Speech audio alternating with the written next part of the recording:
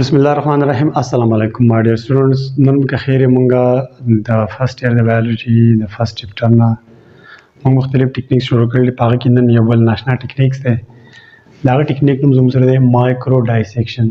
د دې مایکرو معنا تاسو ته پته را مایکرو موږ وایو سمال ته اور کوټه ٹھیک ده، او د ډایسیکشن معنا را ټو کټ کول ډایسیکشن موږ وایو. نو دې کیسه چلی لکه پرس کا زموږ سره خلیه ده او خلیه مونږه کټ کوو یا په خلیه کې دنده سارګنیل را لرې کوو. لکه فرض کړئ دا وګورئ په بوړو ته وګورئ دا زموږ څه خلیه ده. لکه په دې خلیه کې فرض کړئ زما دا یو ارګنیل پکار دی ټیک ده. دا ارګنیل زه را لرې کوم خو دلته کې به دې پسې به مونږ کټینګ او دا کټینګ مونږ د مایکروسکوپ په مدد باندې کوو. لکه مایکروسکوپ ګوره د خلیه خو موږ مختلف طریقو باندې وړه کولی شو، کنه دې نه مونږ تېره سنټریفیوژ باندې چې کوم دغه کړلی کمپراسز په هغې هم کولی شو. دلته کې دا خلیه چې موږ وړه کوو یا د دې نه څه ارګنیل رالو یا د دې خلیې نه څه حصه راخلو خو په مایکروسکوپ ورته ګورو راویخلو، نو دې ته موږ وایو مایکرو ډایسیکشن. ډیفینیشن ته وګورئ بیا به پوه شئ. اټ از ا پروسیس د مایکرو ډایسیکشن یو داسې طریقې کار دی ان وچ چې په دې کې مایکروسکوپ از یوزډ استعمالیږي to help چې دا ستا مدد وکړي and the process په دې طریقه کې په څه طریقه کې د خلیه نه سپارټ راغستلو کې په خلیه کې ستا مایټوکانډریا په کار شو ده او رایلی خو د مایکروسکوپ په مدد مایکروسکوپ باندې به د ګورو داسې به پسې ورځي او ستاسو به څه اپریټس مایکرو اپریټس په هغه به دغه څیز ته ځان راولي.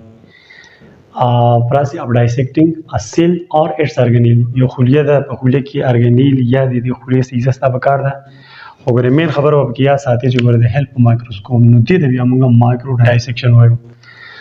مایکرو ډایسیکشن په خبره تاسو پوه شوئ چې زموږ څه به د خلیې نه یو څه څیز پکاري اینی ارګنیل یا د خلیې څه حصه سیل میمبرین سیل وال نیوکلیس مایټوکانډریا انیثینګ دا زموږ پکار دی. نو دا به موږ د دې نه راخلو د مایکروسکوپ په مدد سره. لکه مایکروسکوپ باندې به ورته ګورو هغه څیز پسې به ورځو او به ترې رالو نو دې ته موږ مایکرو ډایسیکشن وایو. د نوم له پته لګي ها په دې کې دا مایکرو ډایسیکشن زموږ سره په درې قسمه باندې دي. ټایپ زموږ سره په درې قسمه باندې دي. یو د کروموسوم مایکرو ډایسیکشن.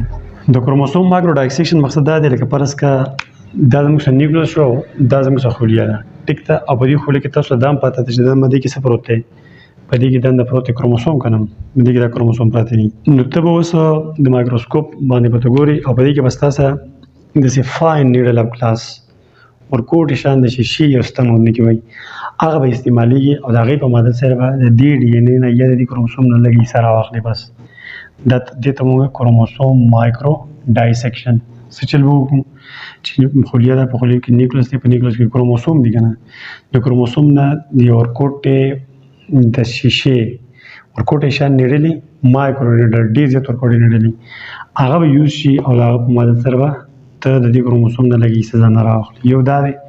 د دې نه علاوه بیا زموږ سره لیزر مایکرو ډایسیکشن دی. لیزر نوم تاسو اورېدلی اکثره لږ وایي په لیزر یې باندې اپریشن کړی د ګیوټو یا د کډني اپریشن یې په لیزر باندې کړی. نو دلته کې دا شی ته په هغه نیډل باندې کټ کړو نیډل ګلاس فاین ګلاس نیډل.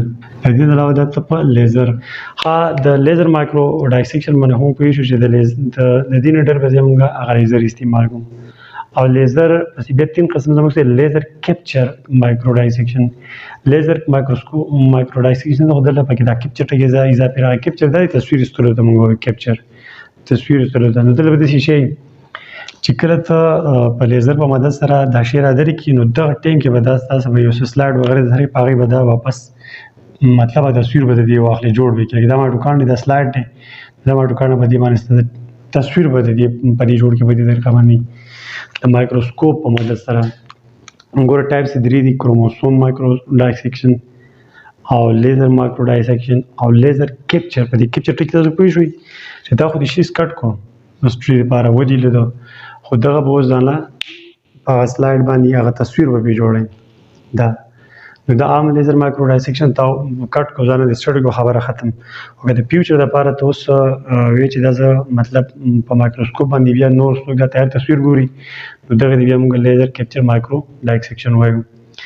اسانه خبره سیمپل خبره هیڅ پکې نشته. لکه زموږ څه خلیه ده او په خلیه کې مختلف ارګانیل دي کلیر نو دې ارګانیل کې ستا یو ارګانیل پکار دی او ته چې زه هغه په ډیټیل سټډي وکم او ارګانیل زه هغه نه کټ کوم را لري کوم په ډیټیل ځانه سټډي وکم. ارګانیل د دنیا دی کنه سیل ممبرین د سیلوال او دین علاوه بیا د ارګانیل چې کوم مایټوکاندریا رایبوسوم انډوپلازمیک ریټیکولم ګالجی باډیز لایسوسوم فیرکسوسوم ډیر شي ارګانیل کلیر په دې کې چې ستا هر څو پکار دی بس مایکروسکوپ کو راواله خو یو وګوره هغه ته کټ کا چې کټ ټیکو راواخل ځان بیا په ډیټیل باندې په مایکروسکوپ سټډي کوه.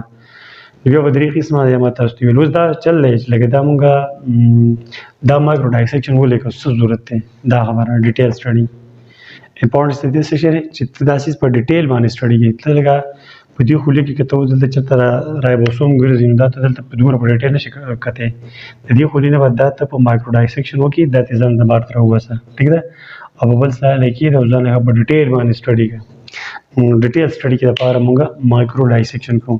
نو زه امید کوم په دې شارټ ټاپک تاسو وی شي ان شاء الله په بل ټاپک کې بیا ملاقات کوو. ثانک یو الله حافظ.